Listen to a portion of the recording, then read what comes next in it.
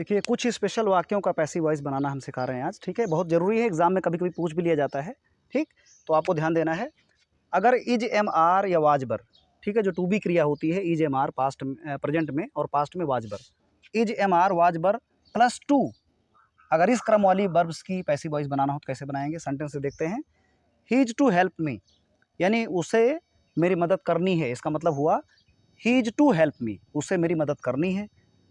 तो हम लिखेंगे इसको, मी का हो जाएगा आई, ठीक है? टेंस कौन सा है? Present indefinite.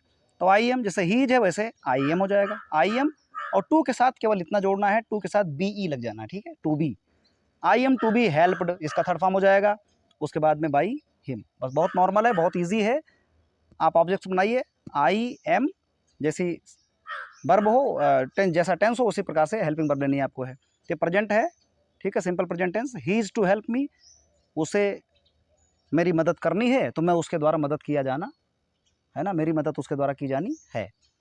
तो I am to be helped by him, I am to be helped by him. आगे हो गया पास्ट में, I was to help him, I was to help him, मुझे उसकी मदद करनी थी, I was to help him.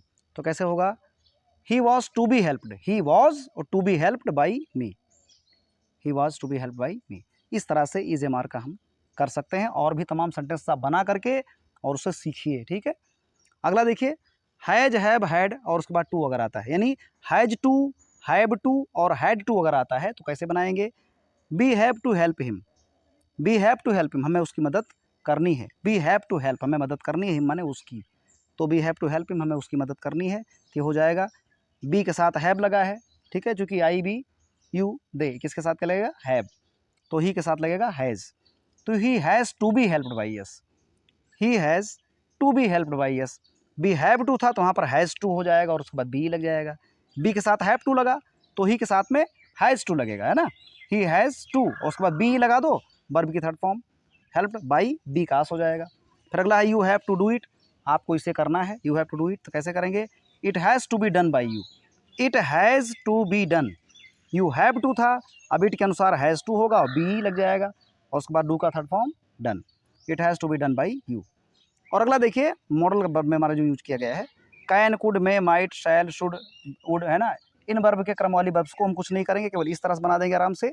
इनके साथ में बी ई लगाएंगे, वर्ब की थर्ड फॉर्म लगाएंगे, ठीक है?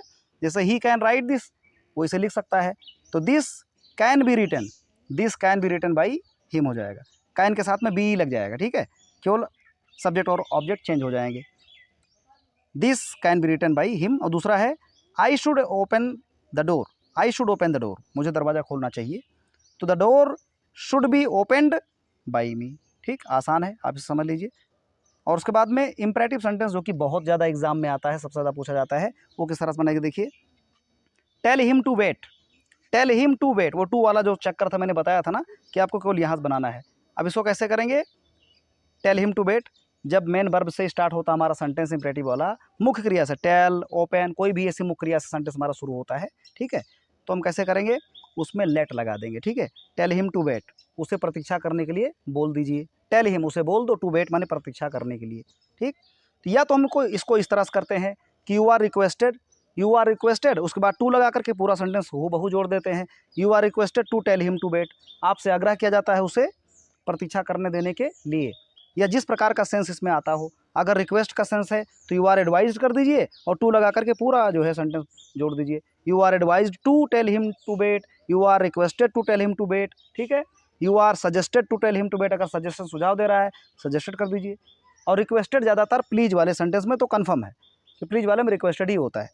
तो इसको देखते हैं, ये दो तरह से बनता है, एक you are requested, you are advise, you are suggested, इस तरह से बनता है।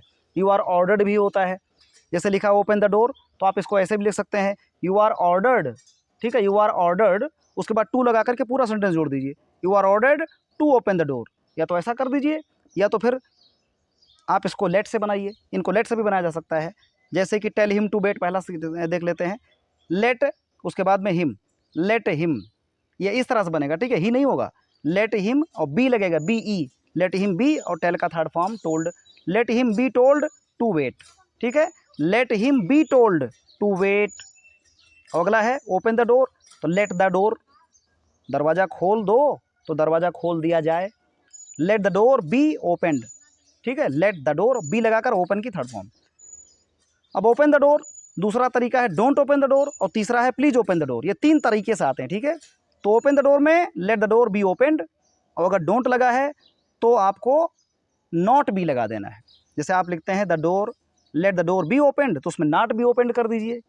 Open the door, don't open the door का let the door not be opened, let the door not be, ये डू हट जाएगा और नॉट के साथ बी लग जाएगा, वर्ब की थर्ड फॉर्म लग जाएगी, late the door not be opened. और तीसरा है प्लीज़ ओपन द डोर। अब प्लीज़ वाले में क्लियर रूप से आपको प्लीज़ हटा देना है और उसमें लगा देना you are requested, you are requested, उसके बाद में मेन वर्ब ओपन से पहले टू लगा देना है, ठीक है। You are requested to open the door, एकदम क्लियर है। बहुत ज़्यादा आता है परीक्षा में, प्लीज़ वाले सेंटेंस बहुत ज़्यादा पूछे जाते हैं। प्लीज़ कॉमा लगता है, उसके बाद ओपन द डोर लिखा रहता है, तो हमको क्या करना है, प्लीज़ के यहाँ पर यू आर रिक्वेस्टेड, मतलब सेंस के अनुसार हमें इसमें लगाना है। और प्लीज़ में तो एकदम कन्फर्म्ड है, ठीक है, कि यू आर रिक्वेस्टेड होता है।